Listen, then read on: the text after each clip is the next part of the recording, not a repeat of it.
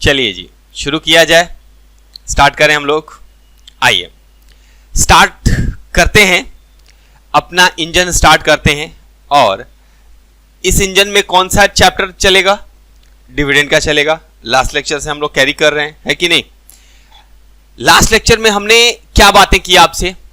हमने आपसे बातें की, पहली बात तो हमने ये कहा कि डिविडेंड क्या होता है, उस पर हमारी चर्चा हुई कि डिविडेंड कैसे निकालते हैं, क्या चीजें हैं, क्या क्या खर्चे घटाते हैं। उसके बाद अच्छा, खर्चों से याद आया, अच्छा चलिए आगे टॉपिक्स डिस्कस करना ही है तो आगे करेंगे उसको। उसके बाद हमने आपको इसकी डेफिनेशन बताई सेक्शन 2 क्लॉज 35 में। मैंने कहा dividend includes any interim dividend, ठीक है। अच्छा, उसके बाद मैंने आपसे क्या बताया? मैंने आपको यह बताया कि भाई डिविडेंड में और इंटरेस्ट में क्या फर्क है। डिफरेंस तो दिखा हम लोगों ने कि अगर डिविडेंड और ब्याज में हम फर्क देखें तो क्या हो सकता है, उस पर हमारी चर्चा हुई थी। और उसके बाद बाकी छोटी मोटी हम लोगों ने बातें करी थी। मैंने आपसे कहा था, मेरे कमिटमेंट था आपसे, मैंने आपसे वादा किया था कि हम लोग जो नेक्स्ट लेक्चर में करेंगे वो क्या करेंगे। मैंने कहा था कि इंटरिम डिविडेंड को हम कवर करेंगे। क्या करेंगे? इंटरिम डिविडेंड को हम लोग कवर करके चलेंगे। ओके सर, ये कहा था आपने, तो क्या मैंने वही बात दोहराई आपसे? बिल्कुल। मैंने आपको सेक्शंस भी बताए थे। मैंने कहा था सेक्शन कौन से होंगे? सेक्शन 123 और सबसेक्शन 1 और सबसेक्शन 3 एंड 4, ये दो सबसेक्शन के बारे में हमने आपसे कहा था कि हम डिस्कशन करेंगे, because the two subsections are related with the interim dividend. Okay, so for going for discussion for interim dividend we need to discuss some topic also. कुछ बातें हमको करनी है। हम इसको जानने से पहले आइए एक छोटा सा टॉपिक है जिसको हम कवर कर लें, उसके बाद आते हैं इंटरिम डिविडेंड पे हम बात करने, ठीक है। आइए वो बात क्या है उसको समझाते। कल के ही लेक्चर में कंटिन्यूएशन में हमारी बात होगी और बहुत ध्यान से सुनेंगे, अपना अपना ध्यान अब लगाएंगे। अब हमारी बात होने जा रही है कि जो डिविडेंड बढ़ता है कैसे बढ़ता है, किस पे बढ़ता है डिविडेंड? शेयर्स पे। भाई शेयर आप खरीदे रहेंगे तभी तो डिविडेंड मिलेगा आपको। कल वो दिखाया था ना मैंने फिगर बना के, शेयर होल्डर कैसे देखता है तिरछी आंख से कि पैसा आ रहा है। तो शेयर पे अगर डिविडेंड मिलता है तो शेयर कौन से और कैसे? क्या हर शेयर पे नॉर्मली एक ही तरह से डिविडेंड मिलता है? क्या सबका अपना तरीका होता है? तो क्या वो तरीके भी जानने आपके लिए जरूरी हैं? तो एक ब्रीफ डिस्कशन, चूंकि हमको पूरा विश्वास है कि आपको ये बात पता है, लेकिन फिर भी मैं चाहूंगा कि एक बार चर्चा कर लें। ये बताइए, एक सेक्शन है हमारा सेक्शन 43, कौन सा है? ये शेयर कैपिटल एंड डिवेंचर के चैप्टर का सेक्शन 43 है, जो कहता है, जो बात करता है टाइप्स ऑफ शेयर्स की, टाइप्स ऑफ शेयर्स की। तो अगर टाइप्स ऑफ शेयर्स की बात करें तो कितने तरह के शेयर्स होते हैं? 2 तरह के। ये तो आप लोगों के खून में बसा हुआ है ना, रग रग में बसा हुआ है। कौन से? इक्विटी होते हैं और प्रेफरेंस होते हैं। तो सर ये क्या बच्चों वाली चीजें पढ़ा रहे हैं आप? अरे कोई बात नहीं, सुन लीजिए, दिमाग में रहेगा तो अच्छी बात है। अच्छा, हम आपसे अगर पूछें कि प्रेफरेंस क्या होते हैं, प्रेफरेंस क्या होते हैं, तो क्या बताएंगे आप? तो सर उसके पहले हम आपसे ये पूछ रहे हैं ना कि इक्विटी क्या होते हैं। तो इक्विटी की डेफिनेशन मैं बताऊंगा, प्रेफरेंस की आप बताएंगे, क्योंकि आप लोगों को मैंने ये बताया हुआ है। तो इक्विटी को मैं बता रहा हूं, इक्विटी शेयर्स वो शेयर्स होते हैं जो प्रेफरेंस शेयर्स नहीं होते। क्या सर, मजा आ गया, ये सुन के मजा आ गया। Equity shares are those shares which are not preference shares. देखिए मैंने अपना वादा पूरा किया ना, अब आप बताएंगे कि प्रेफरेंस शेयर्स क्या होते हैं, है ना। चलिए कौन बताएगा? हाँ चलिए, इन्होंने कहा, शुभम ने, कि प्रेफरेंस शेयर्स वो शेयर्स होते हैं which have right over equity shares. तो क्या इस इक्विटी शेयर को, ये इक्विटी शेयर यहां बैठा हुआ है और ये दांत दिखा रहा है, तो इसके ऊपर इसका अधिकार है। तो क्या इसको मारने का अधिकार है इसके पास? हाँ, किस चीज का अधिकार है? कि इसके हाथ पैर तोड़ देंगे आज, यही अधिकार है? किस बात का अधिकार है? हाँ, 2 बातों का अधिकार है। बिल्कुल सही बताया आपने कि प्रेफरेंस शेयर्स वालों को दो चीज का राइट मिलता है ओवर इक्विटी शेयर्स। पहला डिविडेंड का और दूसरा रीपेमेंट ऑफ कैपिटल का। ओके सर, इसका क्या मतलब? इसका मतलब यह हुआ कि इक्विटी शेयर को डिविडेंड देने से पहले हम किसको देंगे डिविडेंड? प्रेफरेंस को देंगे। और जब भी हमें कैपिटल वापस करना होगा तो इक्विटी को देने से पहले कैपिटल वापस किसको करेंगे? प्रेफरेंस वालों को करेंगे, उनके बाद इनको देंगे। ये बात समझ आई? चलिए, अब सवाल ये उठा तो प्रेफरेंस शेयर्स दो तरह के होते हैं। प्रेफरेंस शेयर कितने तरह के होते हैं? दो तरह के। देखिए, मैं होते तो अलग कई तरह के होते हैं, आपने पढ़े होंगे, redeemable, irredeemable, participating, non participating, convertible, non convertible. लेकिन मुझे जिससे मतलब है मैं उसकी बात कर रहा हूं और उसका नाम है कुमुलेटिव एंड नॉन कुमुलेटिव। ओहो सर, इसी को चुना आपने? हाँ, ये मेरा फेवरेट है, ये मुझे अच्छा लगता है, इसलिए मैंने इसको चुन लिया। ठीक है, हाँ, मैंने तुझे चुन लिया। अब बताइए, कुमुलेटिव प्रेफरेंस शेयर्स क्या होते हैं? कुमुलेटिव प्रेफरेंस शेयर्स क्या होते हैं? कुमुलेटिव प्रेफरेंस शेयर्स वो शेयर्स होते हैं, हां, यदि कंपनी को कभी प्रॉफिट ना हो तो कोई बात नहीं, इनका जो राइट टू डिविडेंड होता है वो कैरी फॉरवर्ड हो जाता है। मतलब सर, मतलब समझा दीजिए हमें। हम लोग बस मतलब समझने के लिए आपके पास बैठे हुए हैं, नहीं तो हम लोग आते नहीं आपके पास। क्या मतलब है हम लोगों का आपसे? हम लोग तो मतलब समझने के लिए बैठे हैं। बात तो सही है, तो मतलब समझ लीजिए। मतलब ये निकला कि अगर मान लीजिए ये हमारा फाइनेंशियल ईयर है 2021, ये क्या है? ये फाइनेंशियल ईयर है 2021।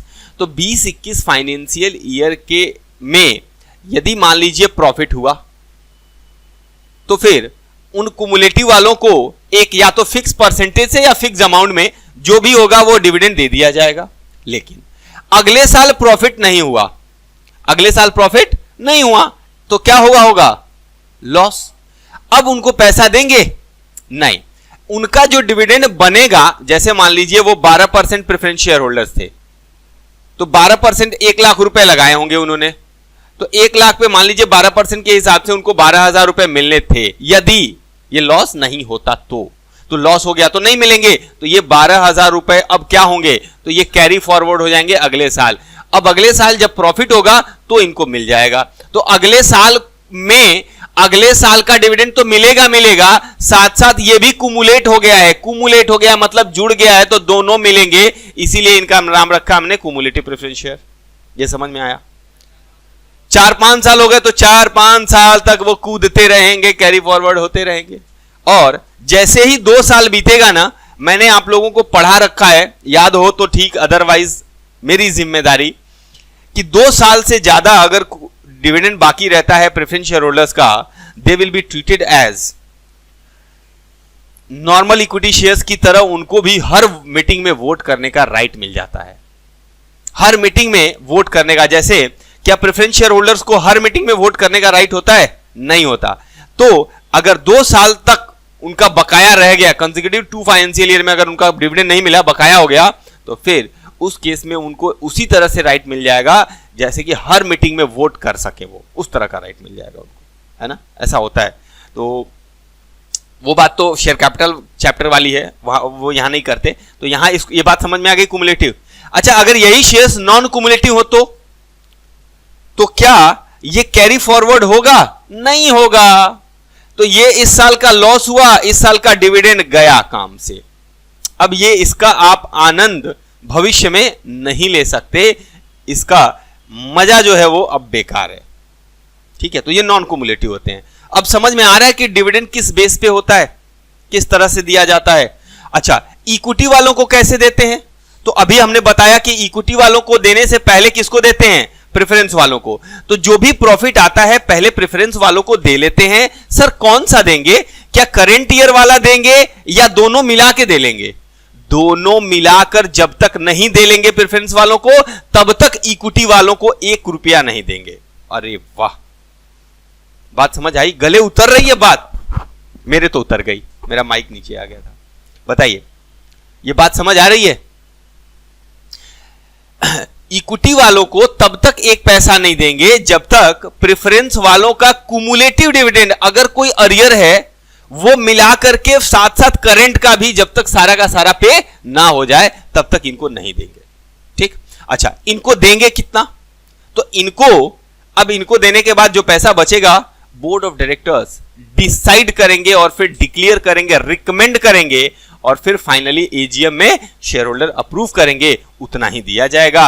जो किस पे डिपेंड करता है? वो कंपनी की डिविडेंड की पॉलिसी पे डिपेंड करता है कि कितना बोर्ड ऑफ डायरेक्टर्स डिक्लेयर करेंगे या रिकमेंड करेंगे।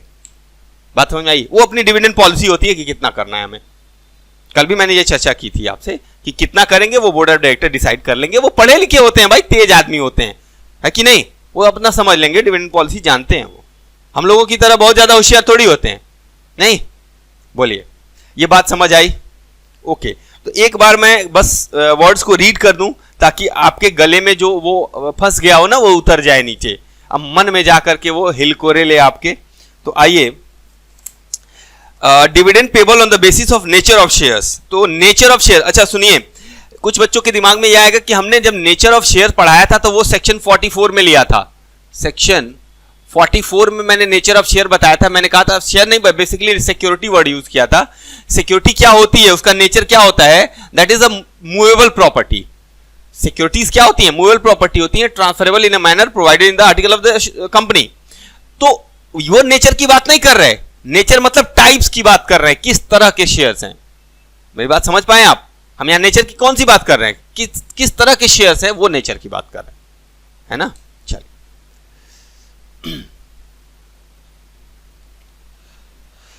तो देखिए फटाफट क्या लिखा है shares can be classified into two category, preference and equity. Okay, the manner of payment of dividend is dependent upon the nature of share. किस तरह से पेमेंट जाएगा उस किस पे डिपेंड करता है? उनके नेचर ऑफ शेयर पे डिपेंड करता है। पहला होता है कौन सा? Preference share. प्रेफरेंस शेयर कहां दिया है? सेक्शन 43 में लिखा है कि share holder holding preference shares are assured of a preferential dividend at a fix rate during the life of the company. तो इनको फिक्स रेट से डिविडेंड मिलता है कंपनी की लाइफ टाइम में, है ना? Okay, dividend is generally cumulative. अच्छा, एक बात तो मैं भूल ही गया, अगर मान लीजिए कुमुलेटिव नॉन कुमुलेटिव में लिखा है कि ये शेयर होल्डर्स कौन से हैं, कुमुलेटिव वाले हैं, तो आप समझ जाएंगे कि क्या करना है, कैरी फॉरवर्ड करना है और अगले साल जब प्रॉफिट होगा तो देना है। लेकिन कुछ ना लिखा हो, आप इवन अकाउंट का सवाल कर रहे हो, उसमें भी आता है प्रेफरेंस शेयर का मामला। जब आप निकालते हैं earning per share accounting standard 20 जब पढ़ेंगे, ईपीएस वगैरह, तो वहां निकालते हैं ये सब चीजें आप। तो वहां पे अगर मामला आता है तो कुछ ना लिखा हो वहां पे, तो आप क्या मानेंगे? क्या कुमुलेटिव माने या नॉन कुमुलेटिव माने? हम लोग उसको ऑलवेज कुमुलेटिव मान के चलेंगे। जनरली क्या होते हैं वो? कुमुलेटिव होते हैं, लेकिन स्पेसिफिकली लिखा हो नॉन कुमुलेटिव तो फिर नॉन कुमुलेटिव। ओके, चलिए, तो dividend is generally cumulative in nature and need not be paid every year in a case of deficiency of profits. तो अगर प्रॉफिट नहीं है तो हर साल पे करने की जरूरत नहीं है, आप कैरी फॉरवर्ड कर सकते हैं, कुमुलेट कर सकते हैं। Okay, type of preference shares on the basis of the payment of dividend. Dividend payment के बेसिस पे कितने तरह के शेयर्स हो गए प्रेफरेंस वाले? दो तरह के, एक कुमुलेटिव, एक नॉन कुमुलेटिव। कुमुलेटिव का मतलब सुनिएगा जरा। A cumulative preference share is one that carries the right to a fixed amount of dividend और dividend at a fixed rate. Such dividend gets accumulated, word underline करिए, accumulated, and its arrears, arrear मतलब बकाया, are payable from profits earned in later year. Later year मतलब आने वाले सालों में। If the profits of the current year are insufficient for the payment of dividend. इस साल प्रॉफिट नहीं है, आने वाले साल में प्रॉफिट होगा तो दे देंगे। अनटिल एंड अनलेस, जब तक कि कुमुलेटिव वालों का सारा पैसा ना चला जाए तब तक क्या किसी और को कुछ पैसा देंगे? अरविंद, कुछ नहीं देंगे। The dividend on cumulative preference shares is paid in full, including arrears. If any, no dividend is payable on equity shares. तो जब तक पूरा नहीं दिया जाएगा तब तक नहीं देंगे। नॉन कुमुलेटिव के साथ इसका उल्टा है बिल्कुल। नॉन कुमुलेटिव वालों का अरियर जाता नहीं है, बल्कि यहीं पे नुकसान हो जाता है, खत्म हो जाता है। अच्छा, इक्विटी शेयर क्या होते हैं? इक्विटी बता दिया मैंने, इक्विटी वही होते हैं जो प्रेफरेंस नहीं होते हैं और इनको बाद में पैसा मिलता है। कैसे मिलता है? बोर्ड ऑफ डायरेक्टर्स रिकमेंड करते हैं, उस हिसाब से मिलता है और उसके लिए उनकी डिविडेंड पॉलिसी होती है कि हमें कैसे देना है। Equity shares are those shares which are not preference shares. It means that they do not enjoy any preferential right in the manner of payment of dividend or repayment of capital. The rate of dividend on equity share is recommended by the board of directors and may vary from year to year. तो हर साल ये change हो सकता है। जी हाँ, इनका change होगा क्या? प्रेफरेंस वालों का चेंज होता है क्या? ये क्या लिखा है यहाँ पे? यहाँ क्या लिखा है 12%, तो ये ऑलवेज 12% रहेंगे ना, इनका नहीं चेंज होगा, उनका वेरी कर सकता है। Rate of dividend depends upon the dividend policy and availability of profit after satisfying the right of preference shareholders. तो कितना इनको दिया जाएगा ये किस पे डिपेंड करता है? कंपनी की डिविडेंड पॉलिसी पे, और इनका पैसा देने के बाद जो बचेगा उस हिसाब से डिविडेंड डिक्लेयर किया जाएगा। बोलिए, बात समझ आ गई? चले हम आगे। ये बहुत छोटी बात थी, इसमें हमारी बहुत चर्चा होनी नहीं थी, लेकिन फिर भी मैंने आपसे चर्चा कर ली ताकि आपके दिमाग में ये बातें रहें, ये सब चीजें बार बार घूमें, क्योंकि मुझे आपको केवल लॉ के लिए नहीं तैयार करना, मुझे लॉ के साथ साथ अकाउंट्स के लिए भी तैयार करना है। बिकॉज आपका अकाउंट, जब कंपनी की अकाउंटिंग करते हैं आप, बताइए आप किसकी अकाउंटिंग करते हैं? जब कंपनी की अकाउंटिंग करते हैं तो कंपनी की अकाउंटिंग के लिए आपको कंपनी का लॉ तो जानना पड़ेगा ना। कंपनी का लॉ जानेंगे तभी तो कंपनी की अकाउंटिंग करेंगे आप। मेरी बात समझ पा रहे हैं? चलिए, इसलिए मैंने ये चर्चा आपसे कर ली। अब आइए हम बढ़ते हैं आगे की ओर, और अब हमारा क्या शुरू होगा? अब शुरू होगा हमारा ये पॉइंट, है ना। तो इसके लिए थोड़ी हम भूमिका बनाएं, है ना। सर भूमिका मतलब नहीं समझ पाए हम लोग, बैकग्राउंड कहते हैं इसको, है ना। आप लोग इंग्लिश बातें समझते हैं, बस हिंदी भी समझा करिए, हमारी मातृभाषा है ना। आइए अब हम बात करते हैं कंपनी। हमने फाइनल डिविडेंड आपको समझाया, मैंने फाइनल डिविडेंड जब समझाया तो ये कहा कि अगर ये फाइनेंशियल ईयर है, ये मान लीजिए कौन सी डेट है, 1/4 से लेकर के 31/3, क्यों? ये फाइनेंशियल ईयर है। इसमें जो प्रॉफिट कमाएंगे, इस प्रॉफिट का बंटवारा कैसे होगा? सबसे पहले बुक्स ऑफ अकाउंट्स बनेंगे, प्रॉफिट निकाले जाएंगे, उनकी ऑडिट होगी, फिर एजीएम कहां होगा? Annual general meeting. एजीएम में उसको क्या किया जाएगा? दिया जाएगा फाइनल। सवाल ये उठा कि सर पैसा यहां लगाया और रिटर्न यहां मिलेगा, क्या कंपनी और लोगों को अट्रैक्ट करने में सफल हो पाएगी? यहां पैसा लगा रहे हैं, 1.5 साल बाद पैसा रिटर्न मिलेगा, कोई इतना इंतजार करेगा क्या? कौन इन्वेस्टर इतना इंतजार करेगा बताइए? वो भी पता नहीं, गारंटी नहीं है। इक्विटी शेयर खरीदे हैं, गारंटी नहीं है कि कितना पैसा मिलेगा, हो सकता है कंपनी को लॉस हो जाए, नहीं।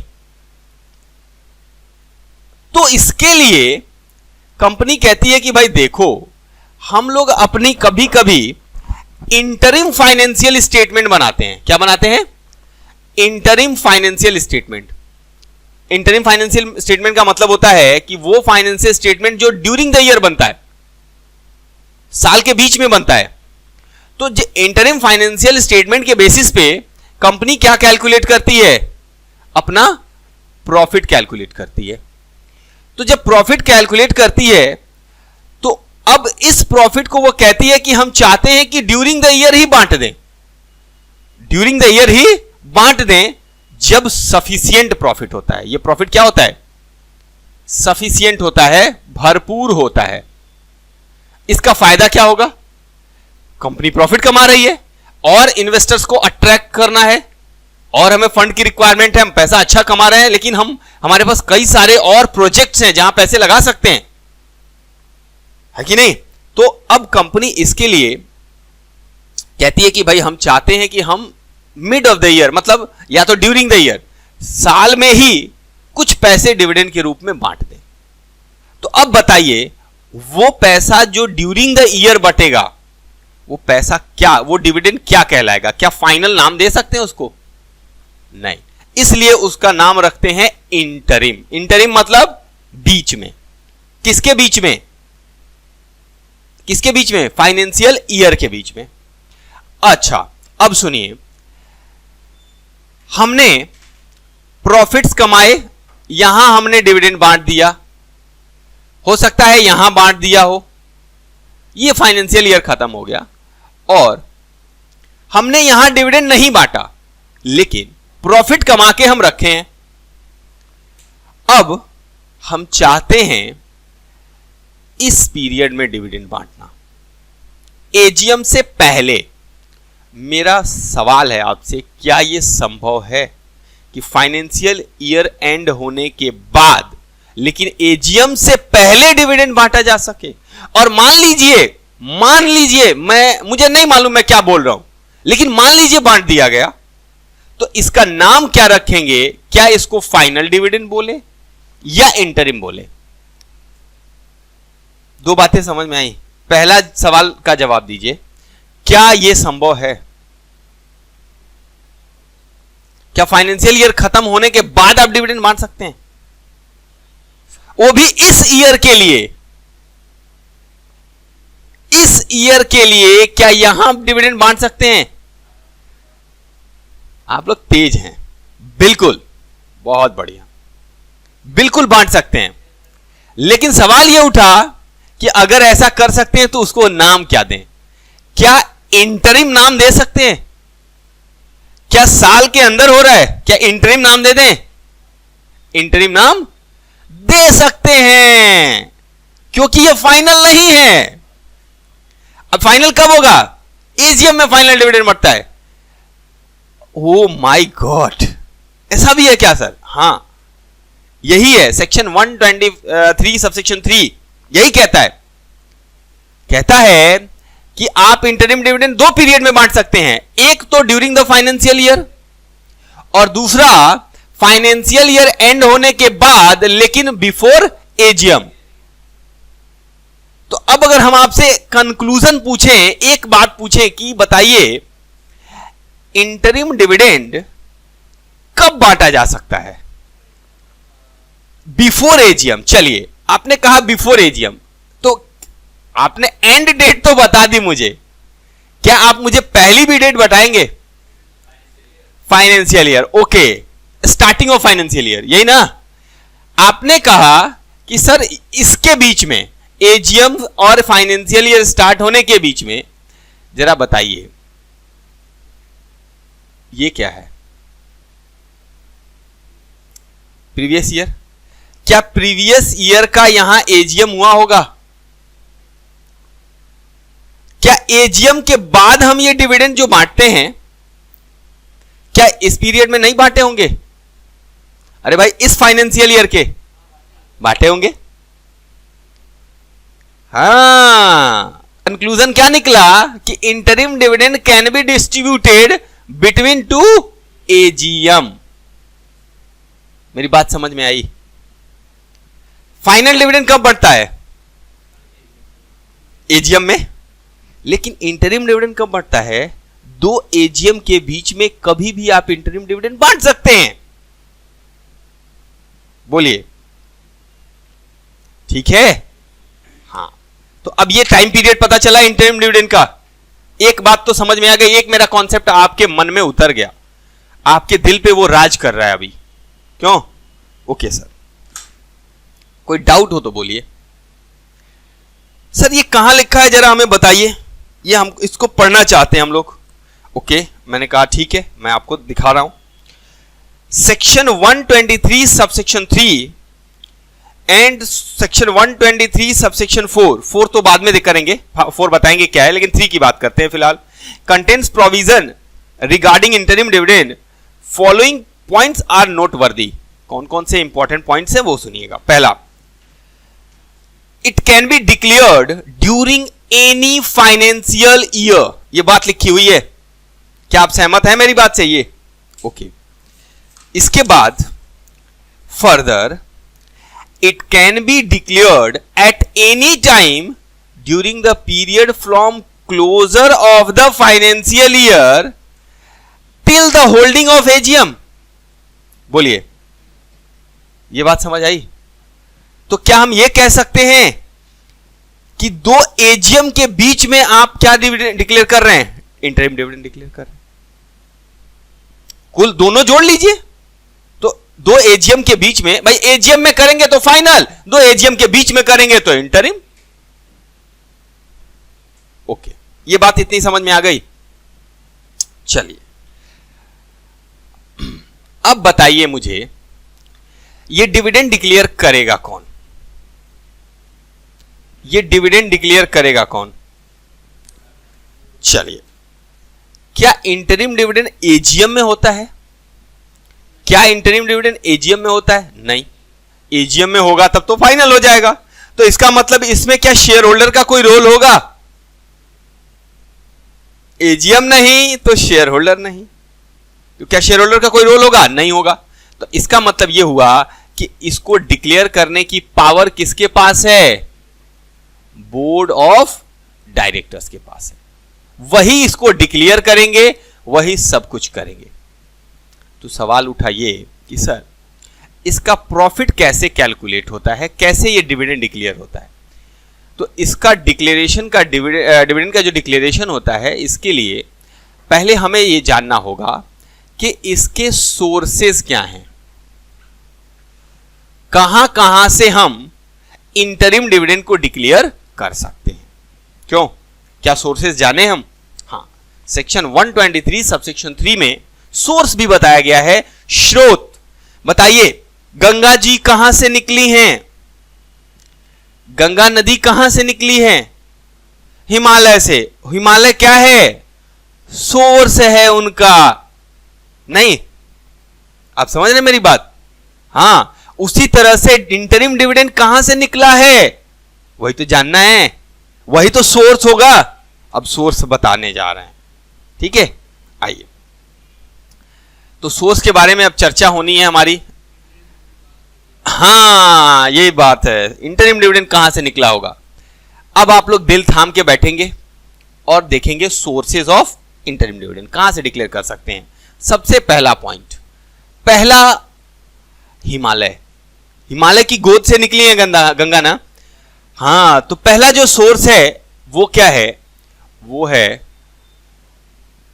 Profit and loss account. पहला क्या है? प्रॉफिट एंड लॉस अकाउंट, ठीक। चलिए, दूसरा, क्या आप कुछ बता सकते हैं मुझे कि और कहां से डिक्लेयर हो सकता है?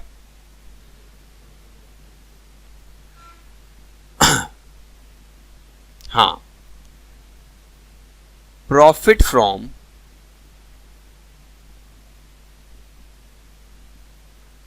Current financial year. सर, बात कुछ पल्ले नहीं पड़ी, बात कुछ पल्ले नहीं पड़ी। तो आइए तीसरा भी बता दे। तीसरे पे जाने से पहले हम चाहते हैं कि पहले इन दोनों पे हमारी चर्चा हो जाए, ये सही रहेगा। क्यों? चलिए, लेकिन मैं पढ़ के आपको तीनों सुना देना चाहता हूं। क्या कर दूं मैं? क्योंकि मजेदार है point. The sources for declaring interim dividend include, पहला, surplus in the profit and loss account. क्या कुछ नई बात समझ में आई? ये प्रॉफिट एंड लॉस अकाउंट लिखने के बाद हमें क्या वर्ड मिला? Surplus word. क्या खोजा हमने? क्या आपके दिमाग को हिट किया? अब सरप्लस भूलेगा नहीं, मैंने लिख दिया होता शायद याद नहीं होता वो। बोलिए, दूसरा पॉइंट। दूसरा पॉइंट है profit of the financial year, profit of the financial year in which such dividend is sought to be declared। हां, profit of the financial year. ये फाइनेंशियल ईयर का मतलब मैं क्या समझूं? मैंने क्या करंट फाइनेंशियल ईयर लिख करके कुछ गलत कर दिया है? हां, करंट मतलब जो चल रहा है, जिस फाइनेंशियल ईयर के लिए हमें डिविडेंड डिक्लेयर करना है, उसी फाइनेंशियल ईयर के प्रॉफिट की बात कर रहे हैं। हां, बताइए, क्या मैंने करंट लिख करके कुछ गलत किया? नहीं ना। यहां क्या लिखना है मुझे? Surplus, surplus of profit and loss account, है ना। और दूसरा ये हो गया। तीसरा मैं पढ़ता हूं, profit generated in the financial year, profit generated in the financial year, profit generated in the financial year till the quarter preceding the date of declaration of interim dividend. हम लोग अभी मैंने नाम लिया था इंटरिम फाइनेंशियल स्टेटमेंट का, नाम लिया था मैंने. हम लोग इंटरिम फाइनेंशियल स्टेटमेंट अगर बनाते हैं तो एक पीरियड का बनाते होंगे. फिलहाल हम उसको क्या बोल रहे हैं, क्वार्टर. एक क्वार्टर का हम बनाएंगे. एक साल में कितने क्वार्टर होंगे, 4. तो जिस क्वार्टर में हमें डिविडेंड डिक्लेयर करना है, उस क्वार्टर के पहले जो हमारा प्रॉफिट होगा वो ले लेंगे. बात समझ आई? फिर से पढ़ते हैं. Profit generated in the financial year till the मतलब ये इस क्वार्टर में अगर हमें मान लीजिए डिविडेंड डिक्लेयर करना है तो यहां से लेके यहां तक प्रॉफिट कमाया हमने, till the quarter preceding the date of declaration of interim dividend. तो अब बताइएगा जरा, सबके सामने ये बात है. अब मेरा सवाल ये है, क्या मैं ये कहूं कि अगर यहां मुझे डिविडेंड डिक्लेयर करना है तो टिल द क्वार्टर क्या लिखा है, preceding the date of declaration, तो क्या मैं केवल इसको लूं या दोनों को लूं?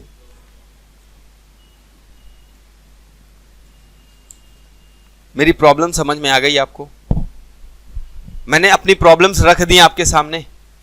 बताइए, आप जरा इस पे विचार करें.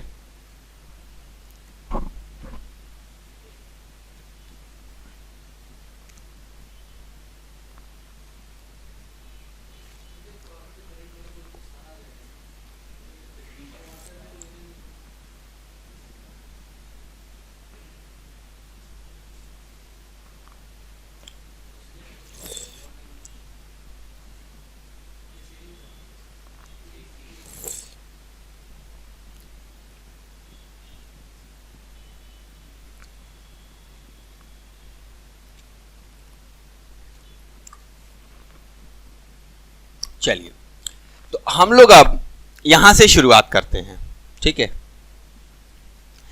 हमारे पास हम बात करते हैं जब भी डिविडेंड डिस्ट्रीब्यूट करने की, तो हम कहते हैं कि हमारे पास जो भी फ्री रिजर्व होंगे वहां से हम प्रॉफिट डिस्ट्रीब्यूट करेंगे.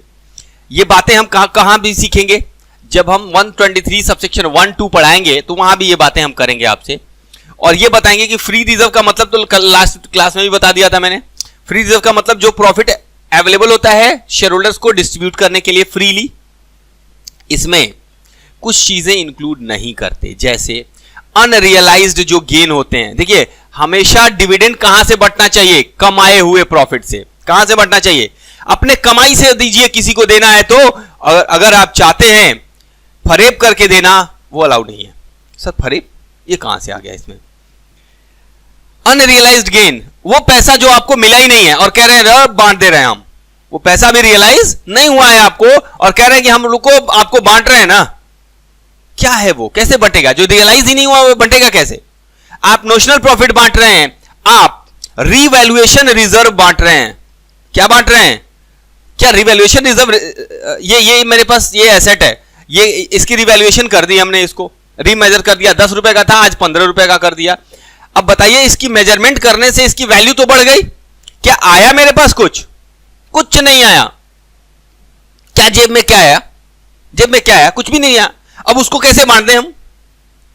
इन चीजों को नहीं लेते हम यहां प्रॉफिट में, इन चीजों को नहीं लेते. नोशनल प्रॉफिट, अनरियलाइज्ड गेन वगैरह नहीं लेते. ठीक है, ये बातें हम फिर करेंगे आपसे एक बार. तो हम ये कह रहे थे कि हमारे पास बहुत सारे फ्री रिजर्व होते हैं. जैसे मान लीजिए जनरल रिजर्व है, प्रॉफिट एंड लॉस का क्रेडिट बैलेंस है हमारे पास क्या है, और क्या है, कैपिटल रिजर्व है हमारे पास, और भी बहुत सारे रिजर्व्स हैं, डिविडेंड इक्वलाइजेशन रिजर्व्स है. हम क्या कह रहे हैं, हम ये करंट ईयर के profit, surplus of the profit. अब इसका मतलब क्या, इसमें से जनरल रिजर्व में से भी ले सकते हैं इसको? बोलिए, यहां से भी ले सकते हैं, यहां से भी ले सकते हैं. इसका साफ साफ मतलब हुआ केवल यहां से.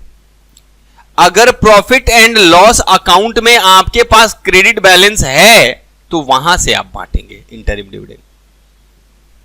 बात समझ में आई? दूसरा, अगर मान लीजिए प्रॉफिट एंड लॉस का डेबिट बैलेंस है तो सवाल ही नहीं उठता है। Profit from current financial year. अब एक बात बताइए, करंट फाइनेंशियल ईयर का मतलब क्या?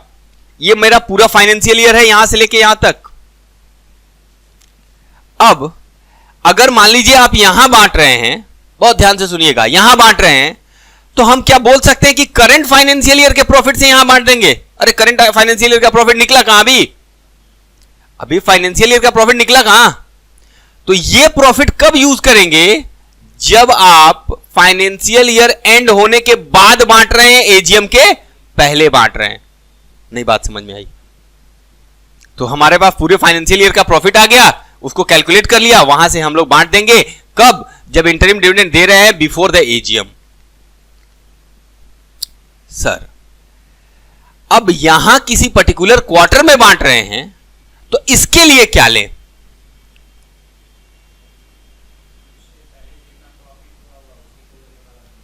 बताइए, वर्ड क्या लिखा था?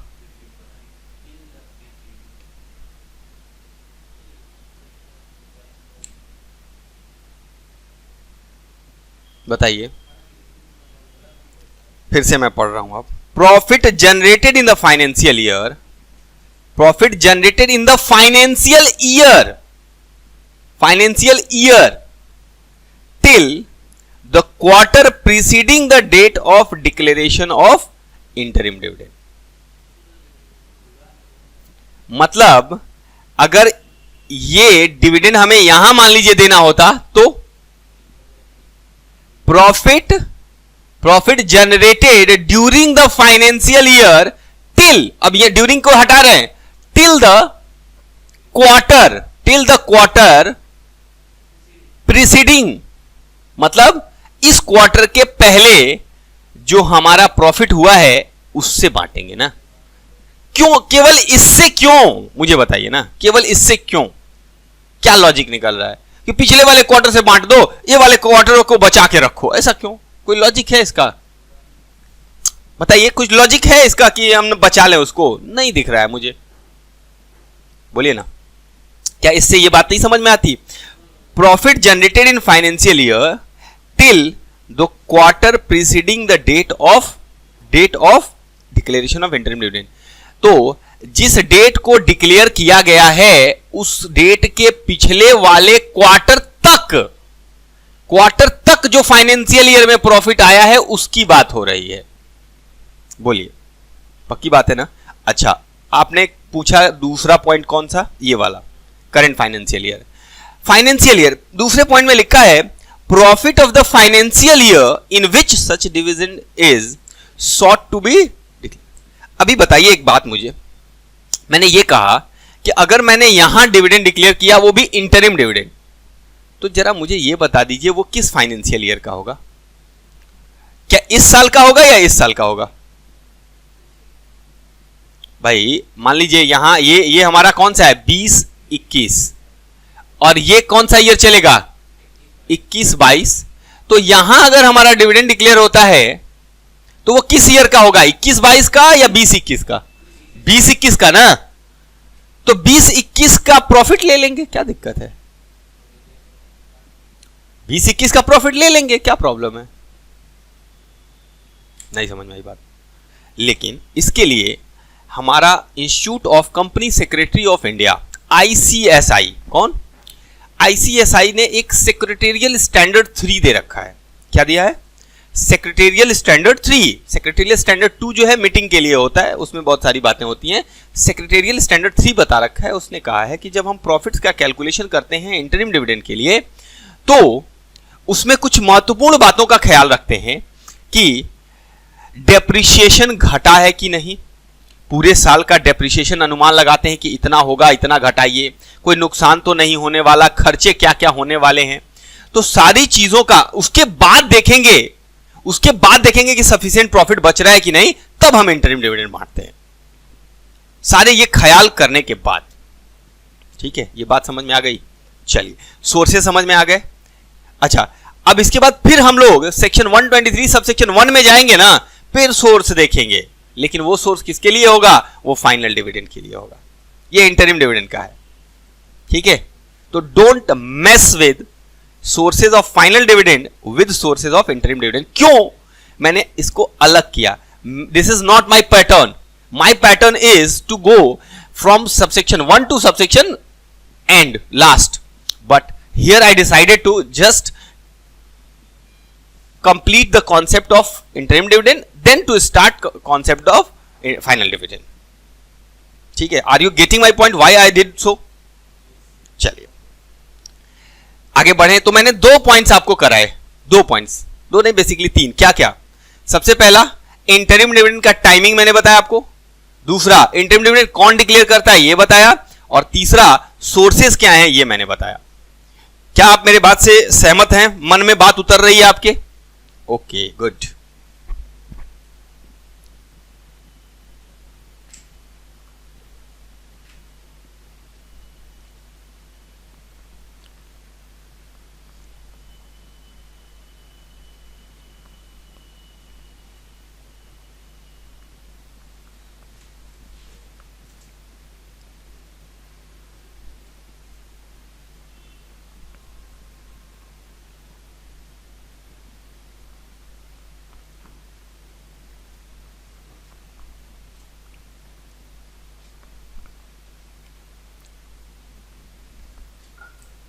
आगे बढ़े हम लोग।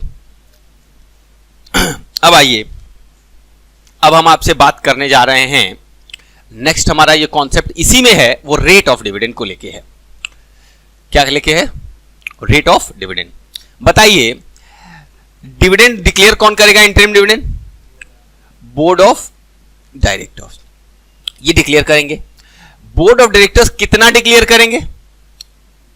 बोलिए। वो गाना गाएंगे, मैं चाहे 10 करूं, मैं चाहे 12 करूं, मेरी मर्जी। मतलब रेट डिविडेंड का, ये इंटरिम डिविडेंड का उनकी मर्जी, उनकी पॉलिसी के हिसाब से होगा। There is no any fixation of this. क्यों? वो अपना डिसाइड करेंगे कि कितना हमें कैसे करना है, हम उनको छेड़ नहीं सकते। अच्छा, लेकिन इसमें कोई प्रॉब्लम नहीं है, वो रेट की बात अलग हो गई। अब प्रॉब्लम ये आई कि मान लीजिए अगर किसी पर्टिकुलर ईयर में, किसी क्वार्टर में क्या हो गया? लॉस। अब बताइए, क्या इस क्वार्टर में डिविडेंड का डिस्ट्रीब्यूट होना जरूरी है, या होगा, या हो सकता है, या होना चाहिए, या नहीं होना चाहिए? जेब में पैसे नहीं, बांटने चले डिविडेंड।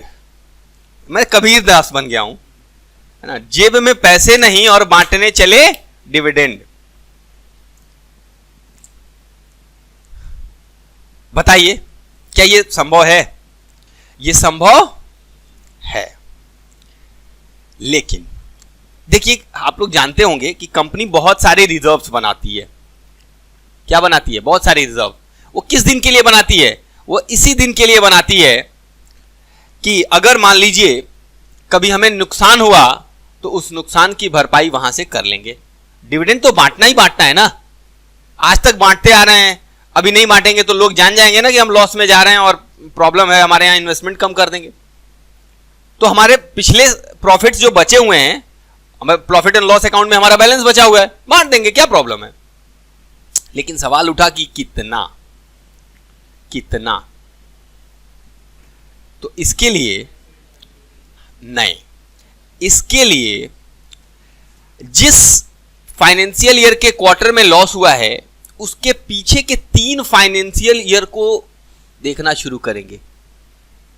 क्या देखेंगे वहां ये देखेंगे कि इनमें कितने प्रॉफिट्स हमने बांटे हैं। हां, और यहां 12 बांटे हैं, यहां 14 बांटे हैं, और यहां हमने 16 बांटे हैं। तो बताइए यहां कितना बांटेंगे? गुड। तीनों का एवरेज ले लेंगे तो बताइए कितना होगा? मुझे दिख रहा है, मुझे दिख रहा है, आप लोगों को दिखे ना दिखे, अरे दो दो बढ़ रहा है तो बीच वाला क्या होगा? आप जोड़ के देख लीजिए, 16 14 30 और 12 42, 14 3 जा 42, है ना? इसको कहते हैं दिमाग, है ना? आइए अभी सुनिएगा। तो अब हुआ क्या, कॉन्सेप्ट क्या निकला कि अगर किसी फाइनेंशियल ईयर में किसी क्वार्टर में लॉस होता है तो उस लॉस को हम उस पीरियड में डिविडेंड कितना दे सकते हैं? मैक्सिमम उस फाइनेंशियल ईयर के पीछे के 3 फाइनेंशियल ईयर के एवरेज डिविडेंड के रेट से ज्यादा नहीं दे सकते। यहां पे मतलब लिमिट लगा दी कि पिछले 3 सालों में आपने जो प्रॉफिट कमाए हैं, जो रेट ऑफ डिविडेंड दिए हैं, उसका एवरेज ले लीजिए, उससे ज्यादा आप नहीं बांट सकते। अब बात समझ आई? कम कर लीजिए, कोई दिक्कत नहीं है, लॉस है ना, कम करेंगे तो सिंपैथी जाएगी, कोई बात नहीं, ज्यादा नहीं कर सकते आप। बोलिए, ठीक है? ऐसा ना हो कि डिविडेंड के चक्कर में कंपनी बेच दीजिए, आप सारा प्रॉफिट उठा के बांट दीजिए। देखिए, declaration of interim dividend is regularised at the ensuing AGM by the members. चलिए ये बात अभी हम समझाते हैं आपको। If the company has incurred loss during the current financial year, loss हमारा हुआ है करंट फाइनेंशियल ईयर में, ठीक? तो फिर up to the end of the quarter, current financial year up to the end of the quarter immediately preceding the date of declaration of interim dividend. तो इस quarter में बांटना है और हमारा इस क्वार्टर, अच्छा यहां पे नहीं होना चाहिए, ये हमको लिख देना है यहां। भाई इसी के प्रॉफिट से तो बांटेंगे, इस क्वार्टर में यहां तक प्रॉफिट जो होगा वही ना बांटेंगे। तो इधर लॉस चल रहा था हमारा, तो क्या हुआ? Such interim dividend shall not be declared at a rate higher than average dividend declared by the company during the immediately 3 financial year. Just पीछे के 3 साल, पीछे के 3 साल नहीं, जस्ट पीछे के 3 साल। पीछे के 3 साल में बहुत सारे 3 साल आ जाएंगे, वो नहीं लेने, इमीडिएटली प्रीसीडिंग 3 फाइनेंशियल ईयर, ठीक है? जैसे एग्जांपल के रूप में मैंने दे रखा है आपको, if the company declares dividend at rate of 15% during the immediately preceding 3 financial year. बताइए तीनों साल 15 15 15 हो तो एवरेज कितना हुआ? तो 15 हुआ, 15 से ज्यादा नहीं बांट सकते। वो एग्जांपल में दे दिया मैंने, बहुत आसान था। बोलिए क्या ये बात समझ आई मेरी? हाँ समझ में आ गई। चलिए एक पॉइंट ये है अच्छा अब 123 सबसेक्शन 3 खत्म, अब 4 की बात करेंगे। ये जो डिविडेंड डिक्लेयर होगा ये कहां जाएगा? सर सर सर वो शेयर होल्डर्स की जेब में जाएगा, शेयर होल्डर्स की जेब में जाएगा। क्या जेब में जाएगा?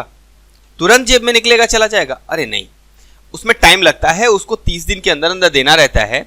तो कंपनी उसके बाद डिक्लेरेशन के बाद क्या करती है? विदिन 5 डेज, विदिन, अब ये सबसेक्शन 4 समझा रहा है हम लोगों को कि 5 दिन के अंदर अंदर, विदिन 5 डेज आपको क्या करना है? जैसे ही आपने डिक्लेयर किया 5 दिन के अंदर अंदर जितना पैसा डिक्लेयर किया है वो अब आप नहीं रखेंगे। ना तो ऐसा हो कि शेयर होल्डर बेचारों को लालच दे दीजिए, देखो देखो मैंने डिविडेंड डिक्लेयर कर दिया है, तुम सबको डिविडेंड मिलेगा, अब खुश, सब नाच रहे हैं। क्या कर रहे हैं? बनाऊं क्या मैं पिक्चर, बनाऊं क्या नाचने का? बनाऊं मैं? अच्छा चलिए, आपने कहा तो मैं पिक्चर बनाता हूं। सब खुश हैं, वाह सब खुश हैं, हाँ नाच रहे हैं, सब नाच रहे हैं, ये देखिए सब नाच रहे हैं, वाह वाह बल्ले बल्ले बल्ले नाच रहे हैं। क्या हुआ? क्या हुआ इनको? इनको डिविडेंड मिला, ये नाच रहे हैं। बताइए कंपनी ने क्या किया? इनको नाचने का, इनके फायदा उठा करके वो पैसा अपने पास रखी रही और बिजनेस में लगाती रही, और ये नाच रहे। इनको क्या मालूम कि इनके पैसे का इस्तेमाल कहां हो रहा है? तो जो लॉ मेकर है, कानून, गवर्नमेंट ने देखा कि ये तो गड़बड़ हो रहा है, ये गंदे लोग ये नाच रहे हैं ये, और कंपनी इनका पैसा इस्तेमाल कर रही है, हटाओ, पहले तो ये काम गलत हो रहा है। तो आदेश दिया कि डिक्लेरेशन के 5 दिन के अंदर अंदर वो पैसा हटाओ अपने पास से तुम, और उसको किसी शेड्यूल्ड बैंक के अकाउंट में आप सेपरेट कर दो। शेड्यूल्ड बैंक जो होते हैं, जितने भी शेड्यूल्ड बैंक हैं, उनके किसी भी अकाउंट में आप सेपरेट करके रख सकते हैं, ठीक है? 5 दिन के अंदर अंदर सेपरेट अकाउंट में। सवाल उठा कि सर कंपनी ने क्या किया कंपनी ने कहा कि शेड्यूल बैंक में जमा कर दिया लेकिन अपने ही खाते में जमा कर दिया, तो ये नहीं चलेगा। सेपरेट अकाउंट में जमा करना है जिससे ट्रांजैक्शन ना होते हो, किनारे रखिए, उसको साइड में रखना है। बात समझ आई? कितने दिन के अंदर काम करना है ये? 5 दिन के अंदर। अब बताइए, अब ये वाकई नाचेंगे भी और मुस्कुराएंगे भी ना? हाँ, हंस भी रहे हैं, ठीक है। इनका पैसा अलग है, अब मिलना है। 30 दिन के अंदर फिर मिल जाता है इनको, ठीक है। चलिए, तो ये देख लीजिए जरा फटाफट। The amount of dividend including interim dividend shall be deposited in a separate account maintain with a schedule bank within 5 days from the date of declaration. Declaration के 5 दिन के अंदर, ठीक है। और इसके साथ एक पॉइंट है कि all provisions which are applicable to the payment of dividend shall also apply in the case of interim dividend mutatis mutandis. मतलब डिविडेंड, नॉर्मली डिविडेंड के ऊपर जितने भी प्रोविजन लागू होते हैं वो सारे के सारे प्रोविजंस इंटरिम डिविडेंड के ऊपर भी लागू होते हैं, ठीक है। तो ये थी बातें आपकी किससे रिलेटेड? इंटरिम डिविडेंड से रिलेटेड, जो हमने कर ली। देखिए, हमने बहुत छोटे टॉपिक्स डिस्कस किए हैं लेकिन इंपॉर्टेंट थे, जो आपको समझने थे, इसलिए थोड़ा मैंने समय लेकर के उस पर काम किया है, ठीक। तो होप सो आपको इसमें मजा आया होगा और आपने उसको एंजॉय किया होगा और आप सीखे भी होंगे इसको कि किस तरह से चीज़ों को किया जाता है ना। चलिए, तो अब इसके बाद सर आप प्लान बताइए, अपना प्लानिंग करिए कि क्या करेंगे अब आगे आप। तो अब इसके बाद हम लोग सेक्शन 123 में सबसेक्शन 1 से स्टार्ट करेंगे। सबसेक्शन 1, सबसेक्शन 2, 3, 4 छोड़ देंगे, 5, 6 ये करेंगे आगे, और फिर उसके बाद सेक्शन 124 पे आ जाएंगे। 124 मुझे कोई बताएगा क्या है? मैंने कल स्टार्टिंग में पहले बता दिया था ये, क्या कोई मुझे बता देगा कि 124 क्या है? वो 125 है।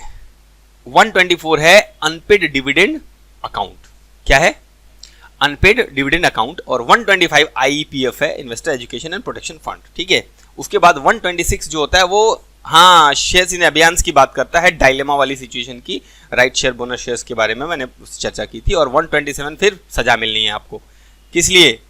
शेयर होल्डर का पैसा टाइम से नहीं दिया तो, है ना। अभी देखिए नाच रहे हैं बेचारे, अभी पैसा नहीं मिलेगा तो रोने लगेंगे, फिर तो गड़बड़ हो जाएगा, तो पैसे भी देने हैं आपको इनको, ठीक है। तो चलिए हम आगे की चर्चा अपने नेक्स्ट लेक्चर में करेंगे, और तब तक के लिए आप लोग क्या करेंगे? पढ़ेंगे, आराम करेंगे और खुश रहेंगे, ठीक है। चलिए, धन्यवाद।